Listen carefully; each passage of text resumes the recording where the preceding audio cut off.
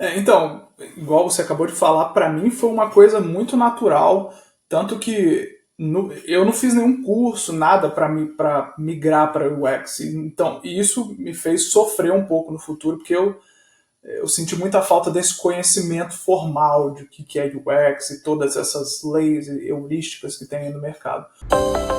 Olá! Está começando agora o Brainscast, um podcast que conversa diretamente com profissionais brasileiros da área de marketing e comunicação que moram no Canadá. O Brains é uma organização sem fins lucrativos, inicialmente criada por 4 mulheres brasileiras, com o intuito de construir networking entre os imigrantes profissionais da área de marketing e comunicação. E se você chegou até aqui para ouvir uma de nossas histórias, seja muito bem-vindo!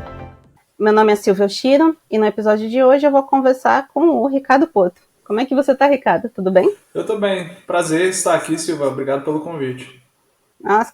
Nosso prazer. É total ter você como convidado e a gente hoje vai conversar sobre design e UX, que é um dos assuntos mais pedidos aí, mais em alta para o pessoal, que tem muitos membros da área que ou querem entrar nesse mercado ou querem mudar de mercado de graphic design para design UX. Então hoje a gente vai conversar com o Ricardo sobre isso. Mas antes de tudo, antes de eu pedir para o Ricardo se apresentar e falar da vida profissional com mais detalhes, eu queria te perguntar, Ricardo, qual foi o seu maior mico em inglês? Não somente no trabalho, pode ser em qualquer situação, no aeroporto, com a família, com amigos. Qual que foi o maior micaço que você pagou em inglês? Então, o meu maior mico acho que foi fora do trabalho. Foi em 2019, tinha acabado de começar a aprender inglês, tinha feito algumas aulas numa escola de idiomas lá no Brasil, e foi minha primeira viagem internacional. Eu estava lá em Miami e eu cheguei no restaurante, lá na cafeteria, e fui pedir um breakfast, né, breakfast tradicional americano. E eu tava me achando, assim, achando que eu tava falando muito inglês, né? Eu cheguei, pedi, meti um inglêsão lá. Aí o cara me perguntou assim, como é que você quer os seus ovos, né? How do you like your eggs? Aí eu, como é que eu quero meus ovos? Aí eu tinha aprendido um negócio de comida, tinha aprendido carne, né? Eu, não, quero ovos well done. Aí, tipo, well done? Aí, não, você quer scramble, você quer fries? Aí, tipo, aí depois desse dia minha bola deu uma baixada no inglês, assim, foi um dos meus piores micos de inglês que eu tive.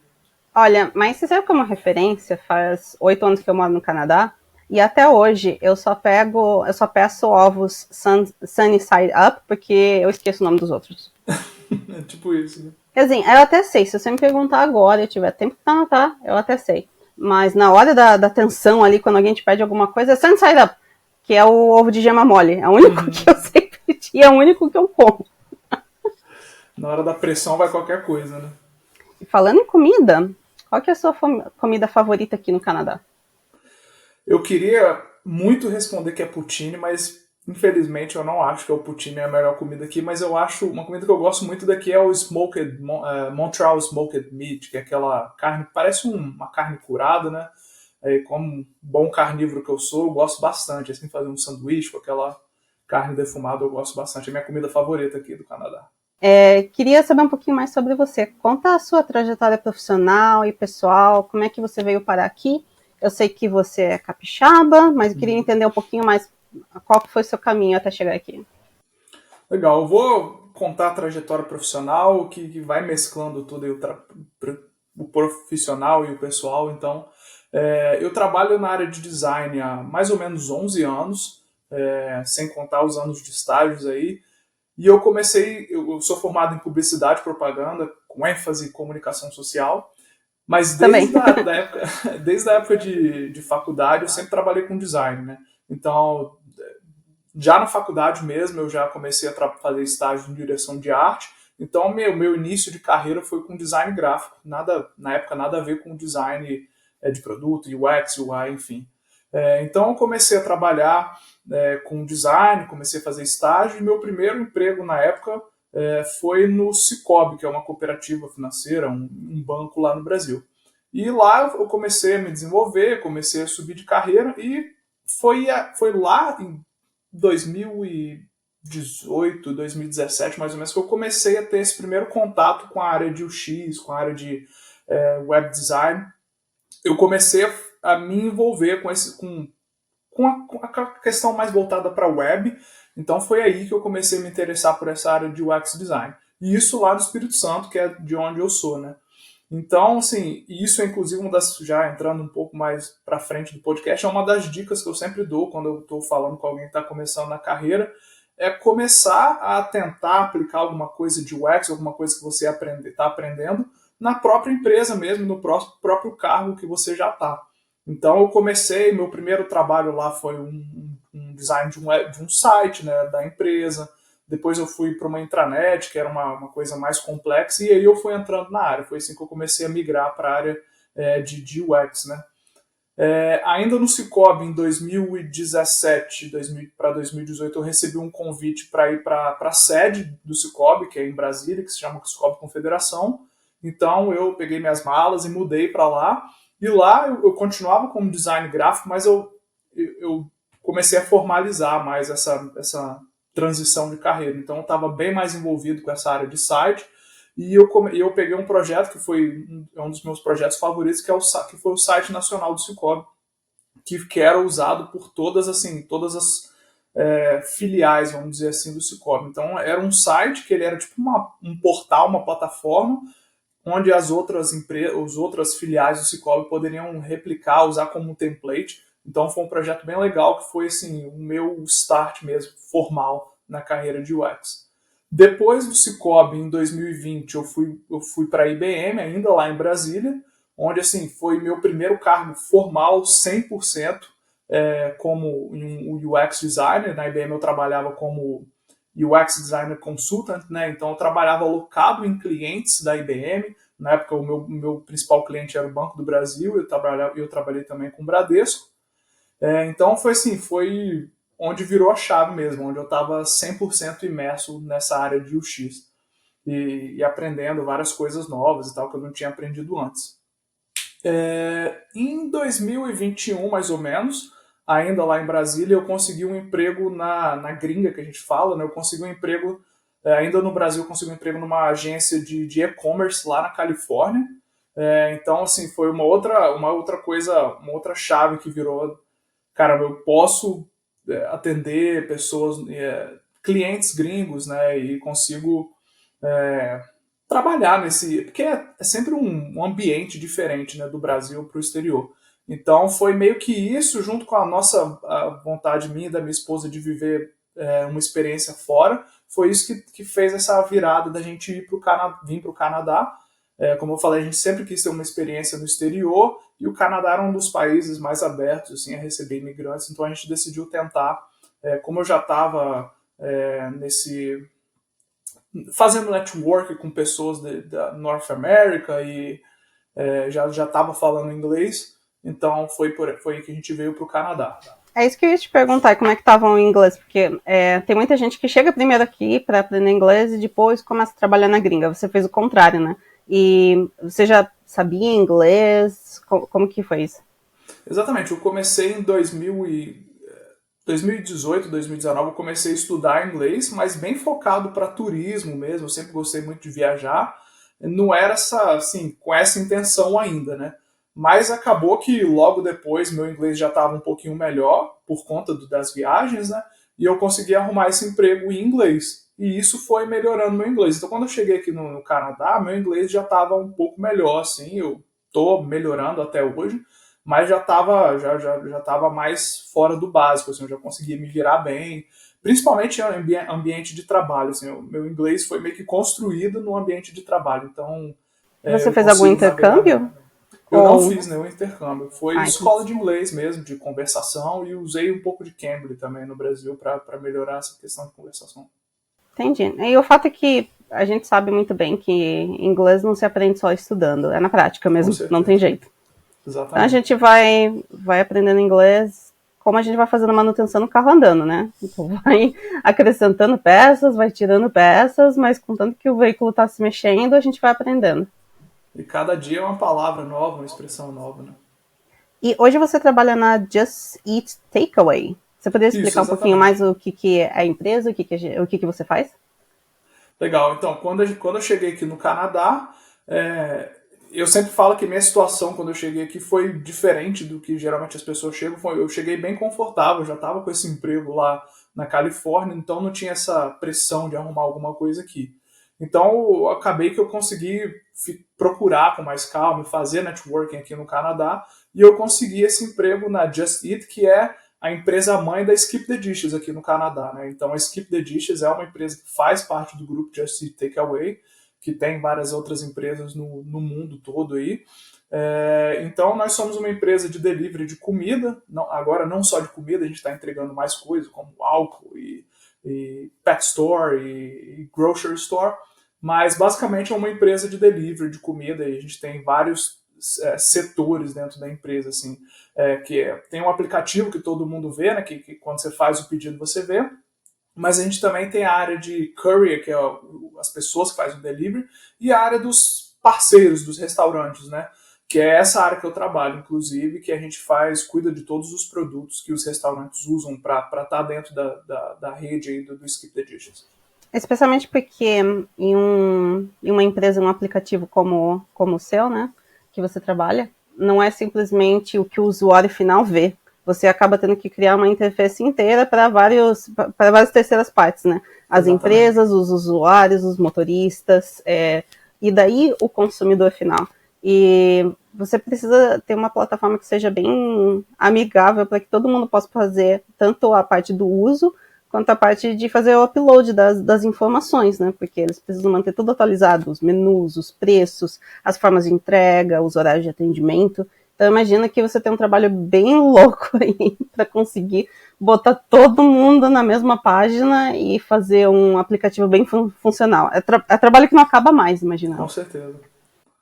Com certeza, é tudo interligado, assim, né? Se o restaurante tem uma experiência ruim, igual você falou, construindo o menu, isso vai refletir nos usuários, que não vão conseguir achar o que eles estão querendo pesquisar no menu. Então é tudo colaborativo e cross-functional dentro da empresa. Quantas pessoas mais ou menos está no seu time hoje ou na empresa como um todo? Eu não sei se a base deles é só no Canadá ou em outros lugares. Então, a gente tem um time de UX aqui no Canadá que cuida do produto específico Skip the Dishes, né? E isso são em torno de 20 UX designers e researchers também.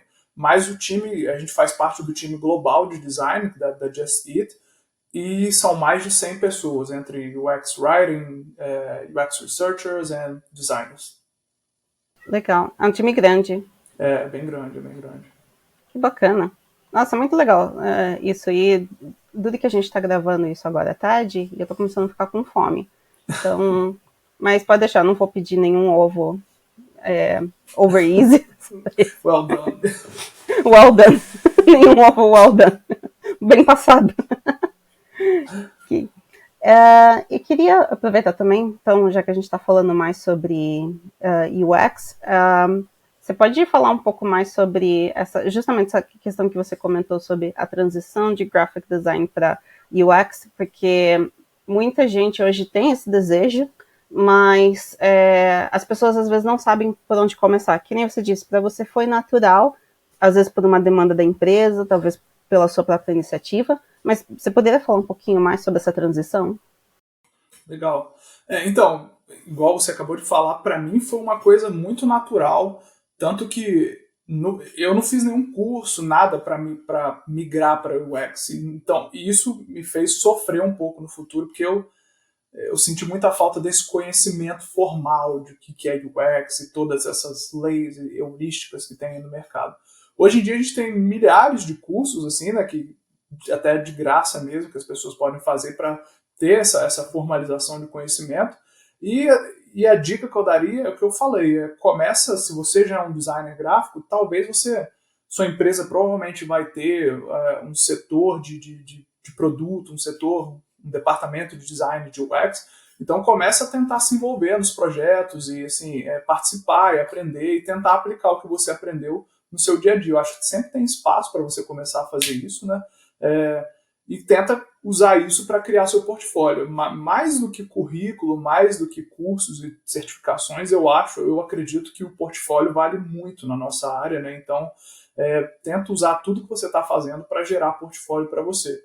E se você não está trabalhando na área de design ainda, né, uma boa saída é fazer um projeto fake, que eu sempre digo também.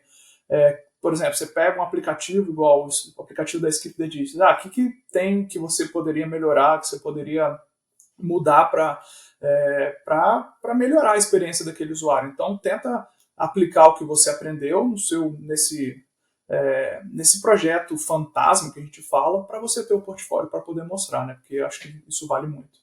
Sim, e esses projetos fictícios, eles são amplamente utilizados pelos estudantes.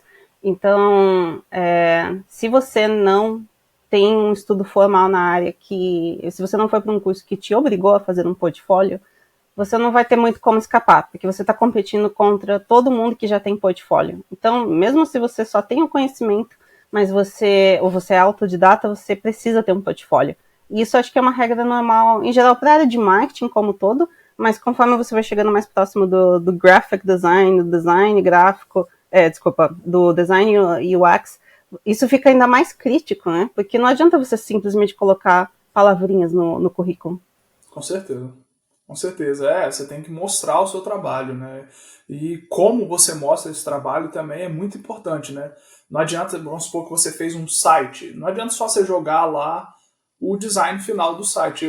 Em certas empresas, principalmente na Skip, onde eu estou agora, desculpa, o processo que você teve antes de chegar no design é tão importante, às vezes até mais importante do que o design final em si. Como você identificou os problemas e como você gerenciou seus stakeholders. Então, tudo isso, todo o processo por trás do design final é muito importante também.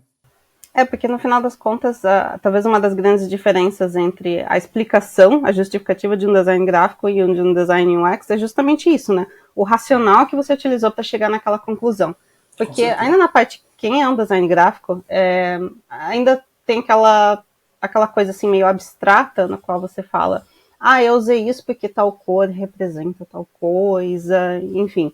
Mas para o design UX, você está falando exatamente de problemas, tipo, seja um problema no usuário ou um problema da empresa, e você é aquela pessoa que vai justamente identificar esse problema antes de saber que esse problema existe, para tentar corrigir isso na forma do produto final, que é o site, né? Qual que é a sequência de cliques que você vai dar, qual a informação que tem que estar em tal lugar. Fora todas as outras questões de acessibilidade, que hoje elas estão em vigor no Canadá. Então tem uma série de outras coisas que você tem que levar em consideração. E não tem como você só explicar isso, tipo, uma tela está funcionando. Tá, a tela está funcionando, é só isso que eu estou vendo. Mas como que você fez? Qual que foi o seu ponto de partida para chegar naquele produto? Com certeza. Com certeza. Uma frase que eu gosto, é meio clichê assim, mas design, experiência de usuário não é só sobre ser bonito, né? Ele precisa ser funcional, precisa resolver o problema que a gente está atacando ali. Então, é bem isso. Que é, na verdade, a grande premissa do design de produto, mesmo o design industrial, né? Eu lembro que quando eu tive algumas aulas de design na faculdade de publicidade e propaganda ainda, e a gente estudando coisas sobre teoria de Gestalt, mas às vezes você tinha que estudar também sobre móveis, tipo, design de móveis, porque eu lembro que o nosso professor falava, design sem funcionalidade não é design, é uma peça de arte. E eu acho que essa é uma grande dificuldade que às vezes os artistas que acabam entrando na profissão têm dificuldade de adaptar, porque às vezes você fica tão focado naquela coisa que é o meu estilo, a minha arte, a minha expressão, a minha referência artística, que às vezes é muito fácil o designer esquecer que existe a funcionalidade, seja uma peça de anúncio ou seja um produto.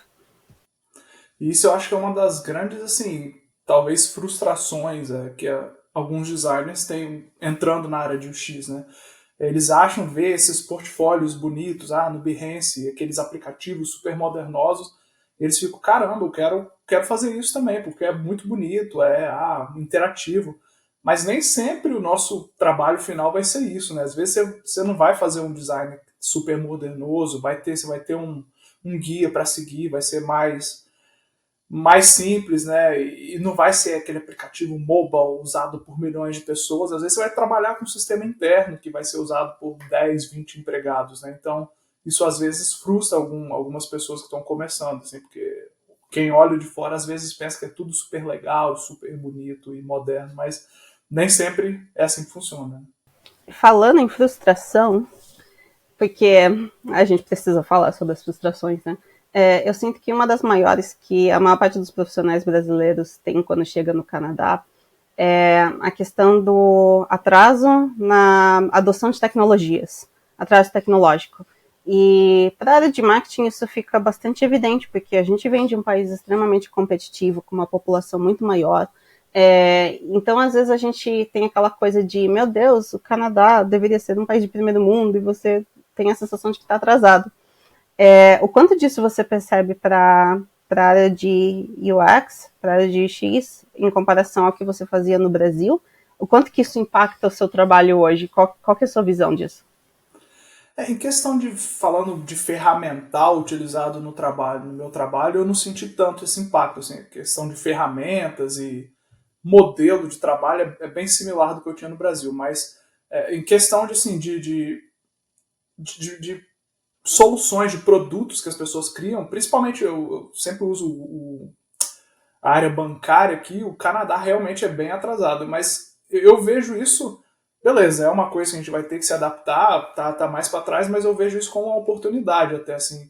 Cara, eu conheço uma coisa que é mais avançada, então por que não? Vou tentar implementar aqui e até colher os frutos desse avanço que a gente conhece lá no Brasil. Então, eu não vejo como uma coisa ruim nessa área de desenvolvimento das coisas, né? Uma coisa que é um pouco diferente do mercado de trabalho é o estilo, talvez, de trabalho das pessoas aqui, né? Que isso realmente é bastante diferente, é mais devagar, as pessoas elas fazem mais, os canadenses, né, fazem mais só o que é designado para elas, não entregam aquele extra que a gente brasileiro sempre faz, né. E, novamente, talvez isso possa ser um benefício que a gente usa. Se você está vendo que você está entregando melhor, você vai se destacar mais, isso vai gerar mais oportunidades para você. Eu acho que a gente pode tentar usar isso como uma vantagem do nosso lado. Eu super concordo com você. E eu acho que é uma das grandes vantagens que a gente tem. Às vezes, assim, a gente tem que tomar um pouquinho de cuidado para não step on the toes, para não pisar nos calos de ninguém, porque às vezes acontece esse tipo de conflito quando você chega muito cheio de vontade de mudar e você encontra aquelas barreirinhas humanas, digamos assim, que são maiores do que as barreiras técnicas. Então, às vezes tem isso. Mas, por outro lado, eu sinto que você tem que cavar as suas oportunidades. Nós, enquanto brasileiros, cavamos as nossas oportunidades aqui. E enquanto profissionais de design, eu acho que isso se torna ainda muito mais crítico, porque a disciplina de experiência do usuário é uma disciplina relativamente nova. Então, como ela está sendo desenvolvida em muitas empresas, nós, designers, podemos criar a oportunidade para começar a criar essas práticas de design UX dentro das empresas também. Com certeza, faz total sentido. E o que você acha que as pessoas mais se enganam com a área de UX? Qual que é o maior mito que existe na área? Eu acho que volta um pouco sobre aquilo que a gente falou, assim, que as pessoas acharem que todo o trabalho que você vai fazer vai ser super incrível e super moderno, e às vezes quando você entra, até mesmo a cultura da empresa a empresa não é tão madura com os processos de UX design, então isso pode ser uma frustração para algumas pessoas mesmo, ver que assim, não é o cenário perfeito que a gente estuda e que a gente imagina. Vamos supor, a gente aprende quando faz um curso que a gente precisa de fazer o design, depois precisa de validar, precisa de testar, ou precisa de fazer pesquisa antes para entender os problemas do usuário, mas não é toda empresa que você vai poder fazer isso, vai ter a verba para fazer isso, então você precisa de ser maleável e aprender a trabalhar nesses diferentes cenários. Eu acho que isso frustra muito as pessoas, assim, você estudou aquilo, você talvez não pode aplicar, então a gente tem que gerenciar as expectativas, né? Nesse caso, eu acho. Sim, eu acho que para qualquer área que seja ligada à tecnologia e criatividade, isso impera. Porque muitas vezes as expectativas são as grandes armadilhas, né? Você está pensando que você vai fazer a campanha de milhões e de repente você está fazendo um anúnciozinho para cooperativa de não sei das quantas ali. E Com você se certeza. sente frustrado, mas não significa que você não pode dar o seu melhor naquilo, e também é uma questão do estágio da sua carreira, né? Às vezes a gente precisa fazer algumas coisinhas que a gente não quer muito, mas no todo você consegue desenvolver um trabalho bacana. Com certeza, exatamente. Qual que foi o maior desafio profissional na sua área que você já teve ou que você está enfrentando agora, e como que você lidou com isso? Olha, eu acho que um dos maiores desafios assim nessa migração que eu tive para UX, como eu falei, eu não fiz nenhum curso, eu fui migrando porque o trabalho meio que pedia e eu fui metendo o bedelho nessas áreas também. Então eu não tive nenhum estudo, nenhuma formalização de UX na minha carreira. Então, quando eu migrei assim, para 100% UX na IBM, eu sofri um pouco com essas conversas mais conceituais e falando sobre usando termos técnicos da área, assim, porque eu não tinha, para mim aquilo era meio que instintivo o trabalho que eu fazia, né? Então foi uma coisa que eu sofri bastante assim quando eu migrei.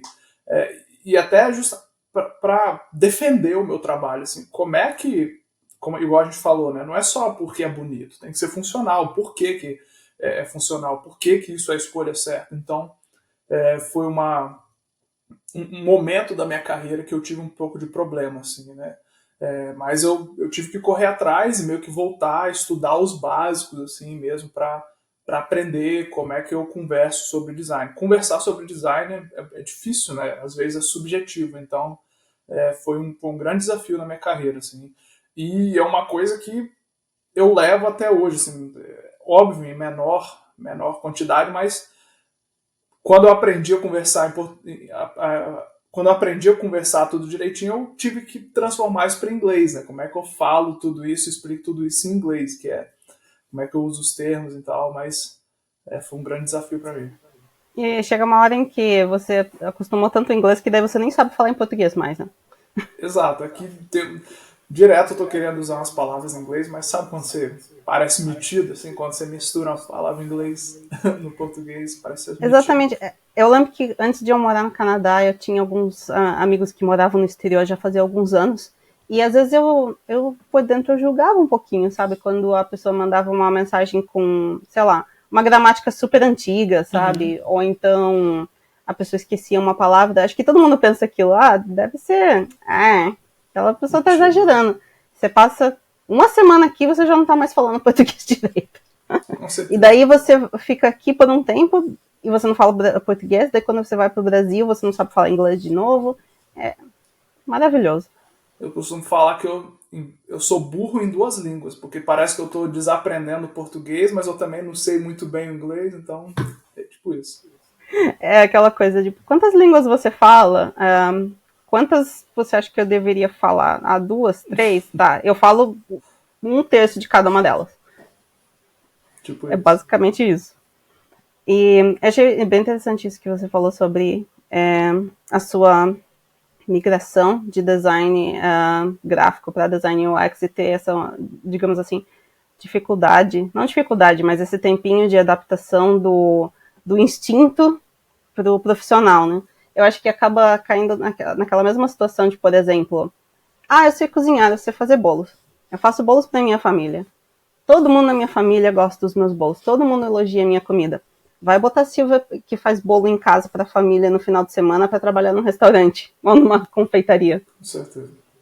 Então, você acaba tendo que, mais do que aquele seu instinto automático de, eu sei o que é bom, o que não é, o que funciona, o que não funciona, você precisa aprender os processos. Tipo, como que você cozinha isso em escala industrial? Quais que são as receitas? Como que você mantém o padrão de qualidade daquilo? Então, às vezes, acho que essa é a grande pegada de quando você está mudando de área, ou você está se formalizando na área. Faz muito sentido, né? E tem todo o processo que você tem que aprender também, né? Cozinhar dentro de casa vai ser diferente de cozinhar dentro do restaurante, né? Então isso é um behind the scenes que você tem que aprender também. Exatamente. E, de novo, né? Trocando pneu enquanto o carro está em movimento. Desse jeito. E agora uma outra pergunta. Você já recebeu um insulto que na verdade foi um elogio para você? Eu vou te dar um exemplo. E a minha pergunta não é só profissional, mas eu vou te dar um exemplo profissional. Teve uma vez em que eu tinha um funcionário, um web designer, e eu, enquanto gerente de marketing, eu estava tomando conta de todas as atividades da empresa relacionadas a marketing, comunicação, inclusive a reformulação do website. Eu não tenho um background ou estudos de design UX. Eu tenho conhecimentos, mas a minha formação é de publicidade e propaganda também, design gráfico, digital marketing como um todo. E essa pessoa estava embaixo do meu guarda-chuva, junto com uma outra chefe. Então, ele era compartilhado entre duas chefes. E daí, quando eu fui perguntar para ele, como é que você está indo, você está gostando do trabalho, depois de uns 6 meses na empresa, ele virou para mim e falou, nossa, eu tô adorando trabalhar aqui, porque nem você, nem a fulana, a outra chefe dele, vocês não são designers de UX, então eu não tenho todas as respostas prontas. Eu tenho a oportunidade de correr atrás das minhas respostas e de implementar as minhas ideias e fazer os meus testes.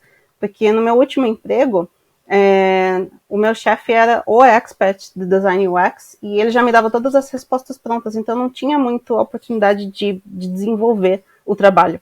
Aí, assim, eu fiquei, que legal, mas assim, foi assim, tipo, um elogio, mas mais ou menos um insulto, porque, tipo, o elogio dele foi, estou adorando trabalhar para você porque você não sabe nada da área. Você já recebeu um insulto que, na verdade, era um elogio, ou um elogio que, na verdade, era um insulto? Não precisa ser só profissional, pode ser qualquer coisa. Estou tentando pensar em um caso específico aqui, mas levando assim para a área de UX, eu acho que a gente tem muita, principalmente como designers, a gente é muito apegado ao nosso trabalho, a gente às vezes tem muita dificuldade de receber críticas, né? E eu acho que, óbvio, dependendo da crítica, né, é quase um elogio, assim, porque eles estão ajudando a gente a melhorar nosso trabalho, principalmente na área de UX. Geralmente o produto que você está fazendo, o seu design não é para você, não é uma obra de arte, igual você falou que eu vou ficar aqui para mim, você está criando aquilo para o mundo, né? Então, principalmente quando a pessoa conhece mais sobre o usuário que você está fazendo, o seu design, né? Às vezes essa crítica, ela é uma coisa super valiosa para você, assim, então ela pode se transformar no elogio, numa coisa boa aí, né? Então, acho que isso foi uma das coisas que eu tive que virar na minha cabeça, assim. Principalmente com design gráfico, é quase como se a gente estivesse criando uma arte ali, que é da gente, não quer que ninguém mexa, não quer que ninguém critique. Mas no design de UX, assim, isso é uma coisa que eu tive que virar a minha cabeça para isso, né? Aceitar bastante críticas e tentar levar que não é uma crítica pessoal contra o seu trabalho, é um feedback. Talvez a pessoa conhece mais do usuário e mais das necessidades daquele produto do que você. Então, entenda como elogio, às vezes. E é duro, né? Porque somente quem é profissional da área criativa sabe o quanto que vai fundo no coração, mas assim, apunhala de uma maneira assim que escorre a sua alma. Todo mundo que trabalha com criatividade sabe o quanto é difícil de receber esses feedbacks, mas quando você também precisa dar esses feedbacks para outro criativo, é difícil. Você precisa dar feedback para outros criativos ou outras pessoas do seu time? Frequentemente, lá aqui na empresa, na Skip the Dishes, a gente tem um processo de design critique que a gente fala, né? Então, assim, quase que uma semana sim, uma semana não, a gente tem que criticar o design de outras pessoas. Mas é importante tocar nesse ponto que eu acho que a crítica, principalmente em design de produtos e UX, ela tem que ser fundamentada, né? Existe um processo, não é uma crítica porque eu acho que é assim, não, ela precisa ser estruturada, né? Eu li até um livro, eu esqueci o nome, mas eu posso botar aqui depois, de como conduzir uma crítica, um design critique que a gente fala, né? Ela precisa seguir a estrutura, né? Eu estou criticando isso porque eu acho que isso não vai ser bom para o problema que a gente está resolvendo. Enfim, tem que ter uma estrutura, tem que ter um porquê, né? Então, não é só criticar por criticar. Então, por isso que eu acho que às vezes a gente, como designers, a gente sofre bastante com esse processo, porque geralmente as pessoas, principalmente nossos chefes, eles não sabem como fazer essa crítica, né? Eles estão criticando porque eu acho que não é assim, porque eu não gostei. Não tem uma fundamentação por trás dessa crítica, né?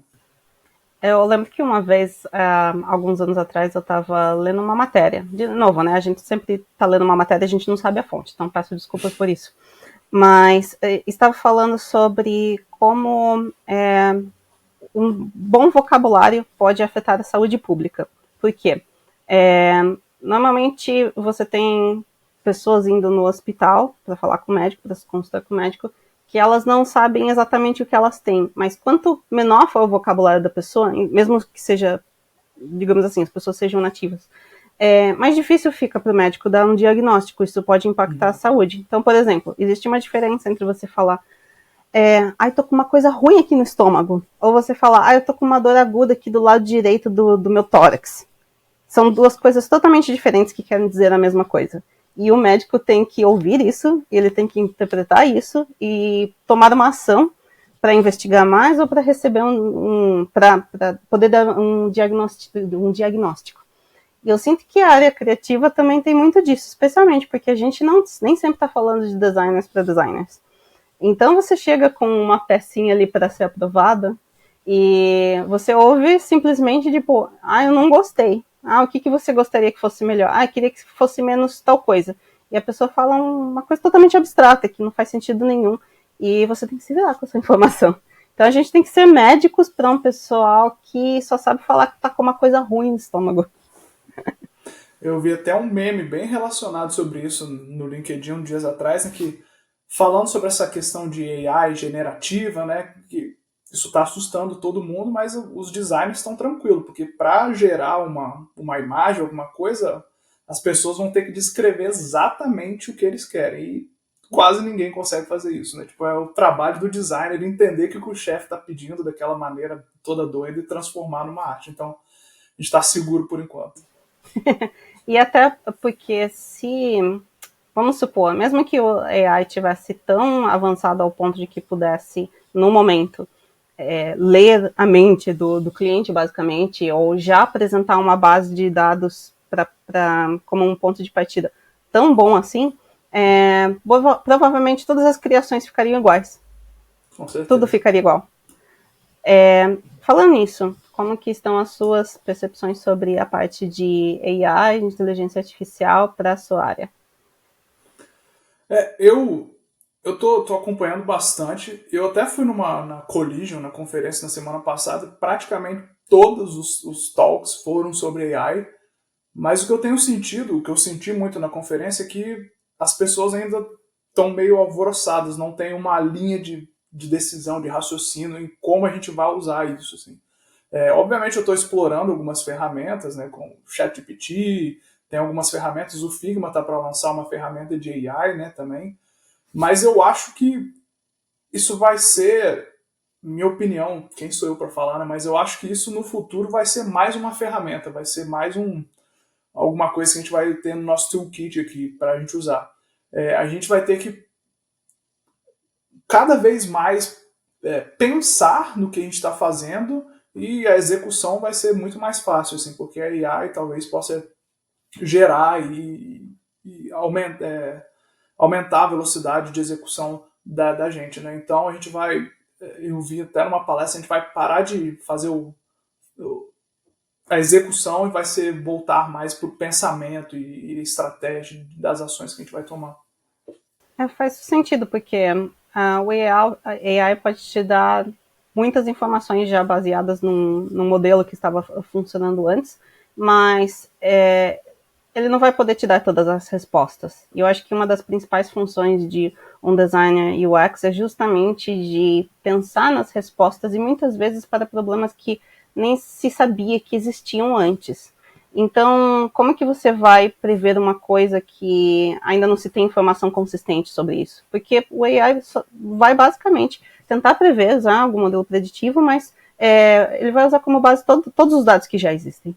E eu acho que a grande graça, a grande ciência, digamos assim, do design UX é justamente o fato de você conseguir antever essas coisas, você conseguir prever e enxergar problemas que nem se sabia que existiam antes. Com certeza, tem uma frase muito famosa no meio de design, de UX, que é do Henry Ford, né, que se ele tivesse perguntado para as pessoas o que elas queriam, elas iam falar cavalos mais rápidos, né? E ele foi o cara que inventou o carro. Então, assim, muitas das vezes você está fazendo uma entrevista, está fazendo um research, as pessoas não sabem o que elas querem. Assim, o que você quer que eu faça com o meu produto? As pessoas não vão saber. Então, é papel do design construir todas as perguntas, enfim, tentar observar comportamentos para identificar padrões e comportamentos para construir novos produtos. Com certeza. E qual que é a principal lição da área de design ou design UX que você acha que todo mundo deveria aprender em algum momento da sua vida? Boa pergunta, hein? Quase filosófica. Eu acho que uma das principais lições que eu tenho assim, de design, UX e produto é construir coisas e fazer designs que realmente resolvem problemas, assim, né? Não adianta nada a gente querer o design mais bonito e mais moderno e usar todas as ferramentas se o usuário final não vai entender, não vai servir para ele completar aquela ação, né? Então, eu acho que isso é um dos grandes, assim, takeaways, é um dos grandes coisas que eu levo para mim em qualquer profissão que eu acho que se no futuro eu trocar de profissão, eu vou levar isso para todas as profissões. Assim. Entenda seu usuário, qual é o problema dele. E às vezes a solução é muito simples, às vezes a solução nem é um design, alguma coisa, é só uma mudança de uma palavra, alguma coisa do tipo. Então, conheça seu usuário e resolva os E às problemas. vezes, se você está falando de tecnologia, que é basicamente a essência da sua profissão, você acaba caindo naquela situação em que às vezes você está muito além do seu tempo. You are Tem. too ahead of your time. E você está envisionando uma ferramenta, uma solução, um novo conceito de alguma coisa que talvez você não consiga ter alta adoção dos usuários naquele momento ou das empresas. Não significa que aquilo está errado, só significa que talvez não esteja naquele momento de implementação na sua empresa ou no seu trabalho, mas que em alguns anos pode ser que isso venha a se tornar basicamente a regra ou tenha uma escala maior.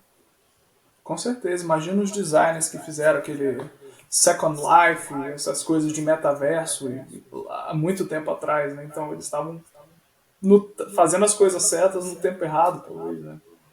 Você teve algum mentor profissional, algum professor, algum livro que você leu, alguma pessoa da sua rede de contatos que foi importante para você? Teve alguma coisa que te guiou nesse processo todo? Legal, boa pergunta. Eu Hoje em dia eu acho assim, todo mundo que a gente trabalha tem alguma coisa para ensinar pra gente. É meio clichê essa frase, mas eu acho que é verdade. Antigamente, quando eu entrava no time, vinha alguém que era muito bom, que era melhor do que eu ficava morrendo de medo, mas hoje, assim, que legal, vou aprender alguma coisa com essa pessoa, e enfim, essa pessoa pode ser minha mentora.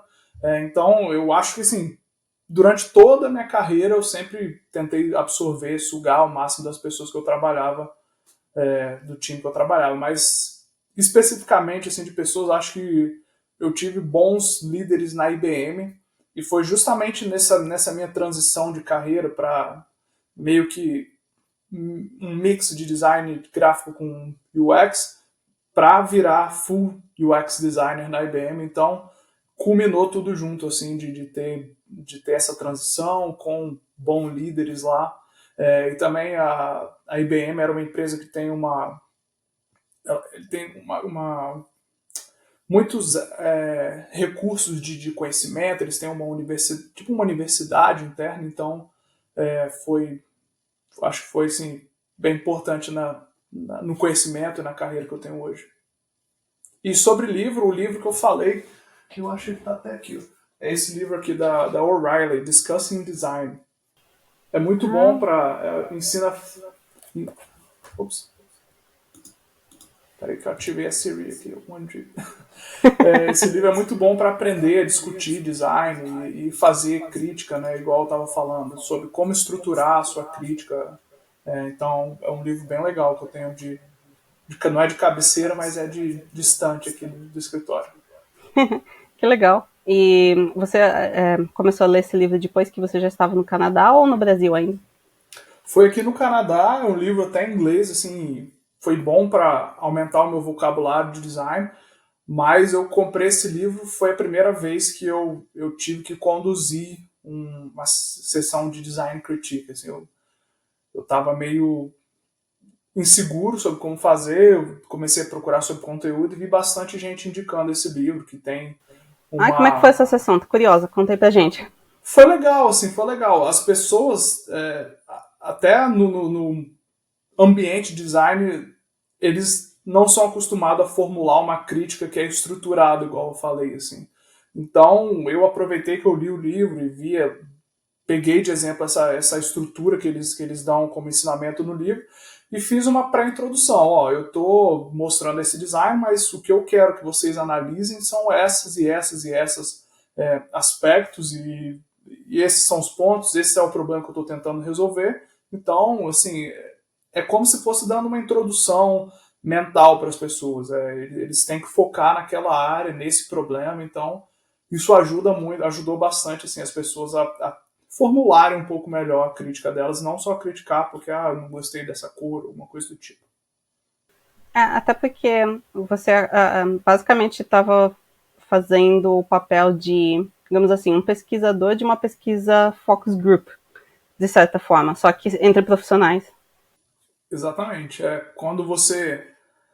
É um momento bem estressante, eu diria, assim, porque você, quando você está conduzindo uma design critique, você é o moderador, então tem todo esse nervosismo de moderar uma sessão, e você está ali para cara a tapa, né? O pessoal está falando mal do seu trabalho, né? Então, esse livro me ajudou bastante a dar Mas como é conseguir que ter fica mais nesse conhecimento. papel? Mas você já fez alguma sessão dessas na qual você estava criticando não necessariamente o seu projeto, mas o projeto de outro? Sim. Uhum. Então, essa sessão específica que eu comprei o livro foi a que eu estava conduzindo o meu trabalho, mas, igual eu falei, a gente tem de 2 em 2 semanas, ou todo mês, sessão de design critique lá na empresa. Então, mas quando você está criticando é um pouco mais fácil, assim, você não tem todo esse nervosismo envolvido, né? Mas a gente sempre tem isso lá na empresa, sim. Entendi. É complicado, especialmente também porque você tem uma agenda de coisas que você precisa resolver na reunião. Eu tenho certeza que você tem que controlar o tempo e o quanto que cada pessoa está falando também, e chegar no final com uma resolução, ter uma ata de reunião. Não acho que não dá para simplesmente, tipo, beleza, conversamos sobre o assunto, tchau. Exatamente, isso que você falou agora. Não adianta, criticou e o que eu vou fazer depois disso, né? Então tem que meio um acordo coletivo, assim, né? De que, beleza, agora eu vou tomar ações sobre tudo isso que vocês falaram e vou melhorar, e vou voltar para vocês, vou passar um feedback. Então sempre tem isso mesmo. O que é aquela coisa polêmica que você acha sobre a área de UX que nem todo mundo concordaria com você? Ixi, polêmica, hein? Uma coisa que eu tava... Quando eu tava aprendendo um pouco sobre usability test, teste com usuários, né? Existe o pai do UX que fala, que é o Nielsen, né? Que ele fala que meio que o número mágico para você fazer entrevistas ou teste de usabilidade é 5, né? Mas, assim, isso é meio... Não é 100% certo. Não é, o site dele não deixa muito claro, mas o que eu acho, e conversando com outros pesquisadores também, tem gente que bate nessa tecla que 5 é o número mágico, mas eu discordo, acho que é meio que polêmico isso. 5 tem que ser o número de cada persona que você está entrevistando, ou até, sei lá, os resultados se repetirem. Mas eu não acho que 5 é esse número mágico. Você fez 5 entrevistas e pronto, acabou, tá tudo resolvido. Eu acho que você tem que ir sentindo como o seu teste de usabilidade tá, e tem essa questão de diferentes personas. Se o seu produto tem 3 diferentes personas, talvez você precise de 5 de cada persona. Então acho que uma coisa que eu acho meio polêmica, que as pessoas levam isso como 100% de certeza, pelo que o Nielsen falou, mas que eu não concordo muito, é essa questão de 5 usuários é o número mágico para pesquisa. Você normalmente usa um pouco mais ou um pouco menos? Ou 5 é o mínimo de cada pessoa? Exatamente, eu tento, principalmente nesse emprego que eu tô agora, é difícil a gente conseguir parar o restaurante para fazer entrevista, então a gente tenta sempre, eu tento sempre no mínimo 5 para cada tipo de persona, né? Então, vamos supor, se os usuários são, no meu caso, são small business, restaurantes que estão começando agora, ou big corporations, a gente sempre tenta falar com 5 de cada persona e vai sentindo, assim, né? Se os resultados começarem a se repetir, igual eu falei, eu acho que aí a gente começa a enxergar que está ok de participantes, a gente pode parar. Até porque a funcionalidade pode ser a mesma, mas a necessidade do usuário por trás, pelo menos desses clusters, né, esses grupos de usuários, provavelmente vai ser diferente. Então você vai resultar num produto diferente também. Com certeza, né? E, por exemplo, um exemplo que eu posso dar, a gente está fazendo uma ferramenta de analytics para os restaurantes, né? E cada restaurante, cada parceiro nosso usa um tipo de dado para avaliar como é que está a situação do restaurante dele. Então, assim, é a mesma ferramenta, mas como os usuários usam é completamente diferente. Exato. E quais são as ferramentas ou conhecimentos que você acha que são indispensáveis para a sua área? Tá legal. Assim, de conhecimento, eu diria que para quem está começando, você tem que entender bastante do que é um bom design, né? Até mesmo para você poder defender seu trabalho, discutir isso com outras pessoas. Então, eu sugeria a pessoa estudar sobre heurísticas de Nielsen, os conceitos de usabilidade.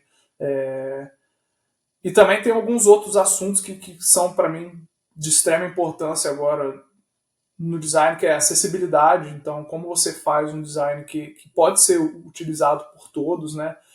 Muitas empresas deixam isso meio que para depois ou como segunda prioridade, mas eu acho que isso é de extrema importância.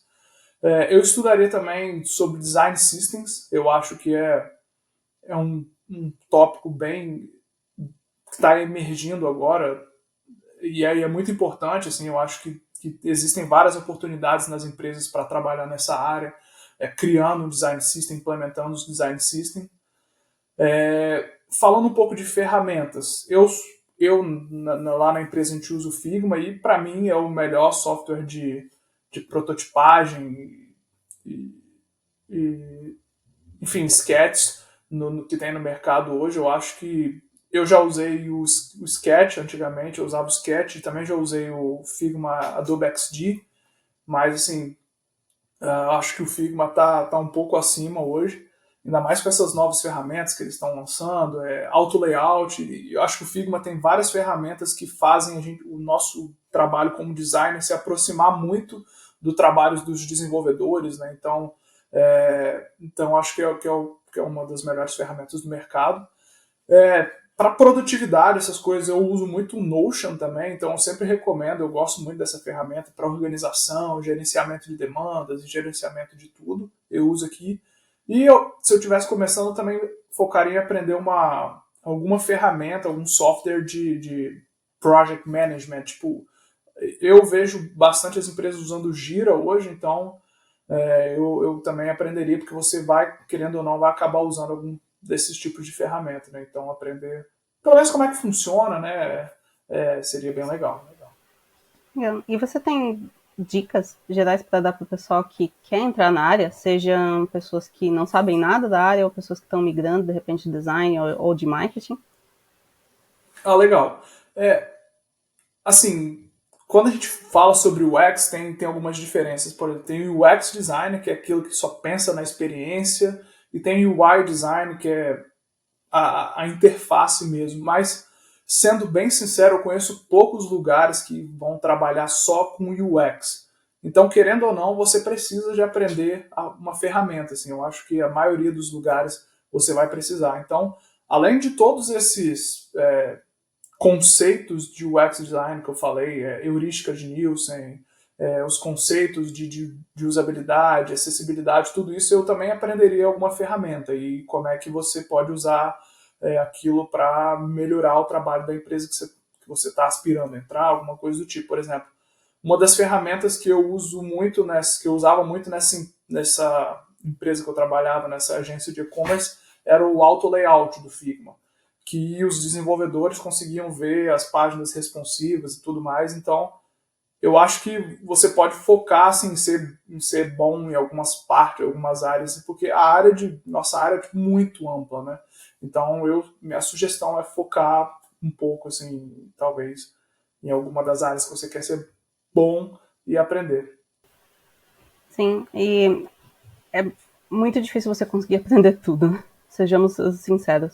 Existem 1 milhão de ferramentas disponíveis, então no final das contas você tem que começar a aprender uma base. A partir do momento que você começar a desenvolver o seu portfólio ou você entrar realmente numa empresa e fizer um projeto, você vai ter que explorar mais daquelas ferramentas que você começou.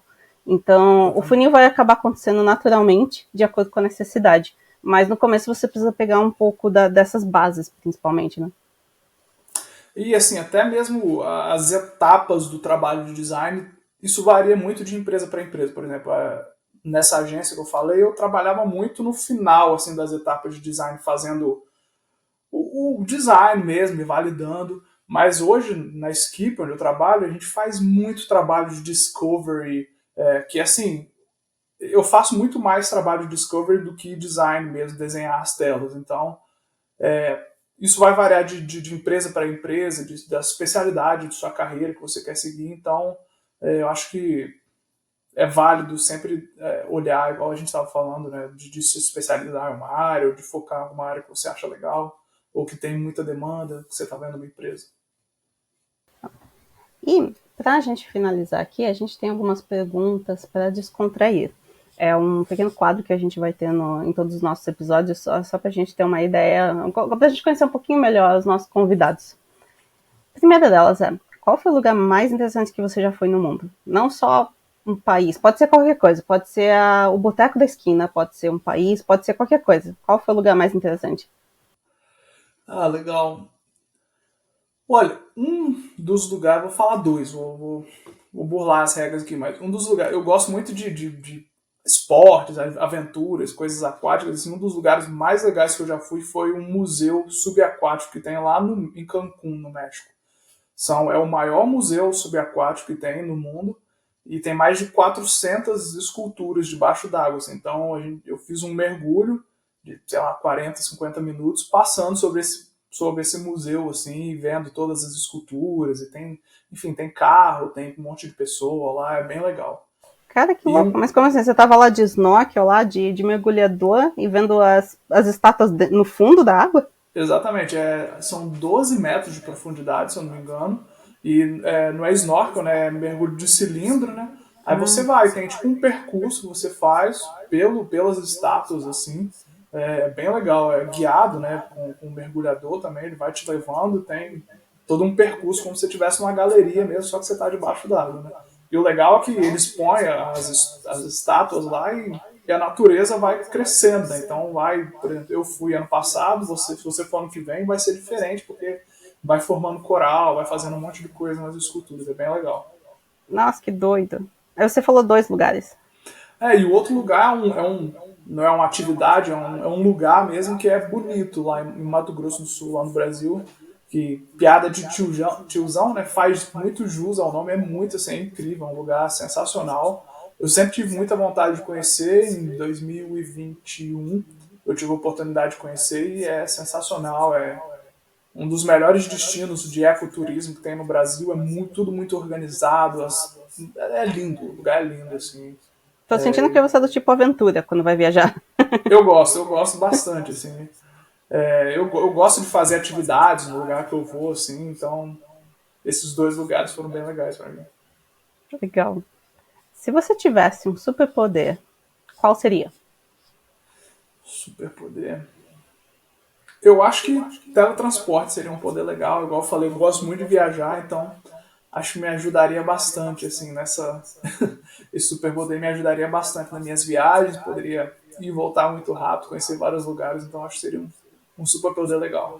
Super concordo com você, especialmente depois de ter tanto extravio de bagagem, eu quero que as companhias aéreas simplesmente desapareçam. Brincadeira, porque eu sei que tem membros do Brains que trabalham em companhias aéreas, mas teletransporte seria uma ótima ideia. Seria uma boa, né? E qual você acha que é a invenção mais inútil dos últimos anos? Pode ser qualquer coisa, pode ser de avocado toast, até chat GPT, sei lá. Qual que você acha que foi a invenção mais inútil? Cara, pra te falar a verdade, eu sigo um Instagram, não sei se você já ouviu falar, chama Unnecessary Inventions. E ele é um cara, ele é um designer de produtos também, e ele constrói só produtos que ninguém precisa, assim. Ah, sei lá, não sei nem explicar, assim, só coisa maluca. A gente pode deixar o link, talvez, para as pessoas darem uma olhada. Mas ele faz a maioria das coisas com impressão 3D, então ele cria produtos, sei lá, eu vi que ele criou um prato que é para você comer taco, quando você come taco cai muita coisa. Aí esse prato tinha um funil e embaixo ele já tinha outra tortilha que fazia um burrito, um resto. Então, ele só cria assim, coisas que ninguém precisa. Então, mas eu acho muito legal, assim, porque talvez dependendo igual esse prato que eu falei, eu até usaria, entendeu? Então a ideia dele é ser inversões completamente desnecessárias, mas dependendo do público, vai que alguém quer usar, né? E no final das contas você acaba tendo muito a questão de próprio design de produto mesmo, né? Desenvolvimento. A pergunta não era para ser da área, mas no final das contas acaba sendo, porque Sim. o design de produto está ali inventando o tempo todo. E às vezes você vai criar umas coisas malucas assim também que vai que cola, né? Exatamente. Né? Igual a gente falou no começo, tem aquela linha entre fiz uma cagada mesmo ou sou um gênio, né? Incompreendido. Exatamente. Nunca saberemos, né? Quem sabe nossas obras criativas, que todo mundo acha que é horrível, a gente está simplesmente guardando para a posteridade. Exatamente. Legal. Ricardo, muito, muito, muito obrigada pela sua presença hoje. A gente vai encerrar o episódio por aqui. E eu queria aproveitar e fazer esse agradecimento super especial por você ser a nossa cobaia, o nosso primeiro episódio estreando. Prazer é meu. Porto. Foi ótimo esse bate-papo. Prazer é meu e espero ter ajudado aí alguma pessoa e precisando, estamos por aí. Tá certo. E lembrando somente que o Brains está em todas as redes sociais. Então, se você ainda não nos segue, é só procurar Brains Canada no Instagram e Brains Networking Group no LinkedIn. Acompanhe também o nosso canal no YouTube, Brains Networking Group, para assistir todas as nossas entrevistas e nossas palestras anteriores. Você vai encontrar muito conteúdo com profissionais brasileiros e canadenses que já estão inseridos no mercado de trabalho. E se você é da área de marketing e já está no Canadá, entre em contato conosco para ser adicionado nos nossos grupos de WhatsApp e conversar diretamente com os outros profissionais e estudantes da área. A gente vai deixar todas as informações e todos os links aqui na descrição. Espero que vocês tenham gostado e até o próximo episódio. Ricardo, mais uma vez, foi um prazer ter você conosco hoje. Prazer é meu. Espero que a gente tenha ajudado de alguma forma. Obrigado por ter nos ouvido até aqui. Até o próximo episódio do Braincast.